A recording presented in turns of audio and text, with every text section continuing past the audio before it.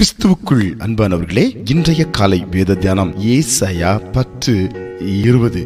அக்காலத்திலே இஸ்ரவேலில் மீதியானவர்களும் யாக்கோபின் வம்சத்தில் தப்பினவர்களும் பின்னொரு போதும் தங்களை அடித்தவளை சார்ந்து கொள்ளாமல் இஸ்ரவேலின் பரிசுத்தராகிய கர்த்தரையே உண்மையாய் சார்ந்து கொள்வார்கள். அன்புக்குரியவர்களே, இந்த காலை நேரத்திலே கர்த்தரை உண்மையாய் சார்ந்து கொள்ளும் பொழுது கர்த்தர் நம் சார்பில் கடந்து வருகிறார். நம்முடைய வாழ்க்கையின் பல பகுதியில் ஏற்படுகிற கொந்தளிப்புகளை அமர்த்துகிறார். நம்முடைய வாழ்க்கையை உச்சிதமாய் ஆசீர்வாதமாய் துவங்கி ஆசீர்வாதமாய் முடிக்க நமக்கு அருள்மழை பொழிகிறார். இந்த உலகம் நம்மை அடிக்கின்றதாம், சாத்தான் நம்மை அடித்து காயப்படுத்துகிறானாம், பாவம் நம்மை அடித்து காயப்படுத்துகிறது.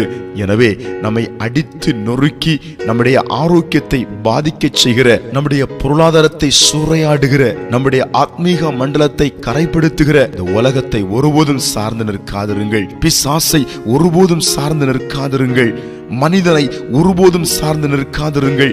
உங்களை ஒருபோதும் சார்ந்து நிற்காதிருங்கள். கர்த்தரை மாத்திரம் நாம் சார்ந்து நிற்கும் பொழுது நிச்சயமாய் மிக பெரிய நன்மைகளை நமக்கு செய்து நம்மை ஆசீர்வதித்து நம்முடைய கண்களை பிரகாசமாக்கி நம்முடைய வாழ்க்கையை மேன்மைப்படுத்தி சகல நிலைகளிலும் நம்மை அவர் மேன்மையுள்ள சந்ததியாக நிலைநிறுத்தி ஆசீர்வதித்து செழித்தோங்க செய்வார். ஜெபிக்கலாம். அன்பின் பரலோக பிதாவே, இந்த காலை நேரத்திலே தகப்பனே, உம்மை சார்ந்து நிற்கிற பிள்ளைகளுக்காய் நீர் செய்கிற அதிசயங்களுக்காய் ஸ்தோத்திரம்.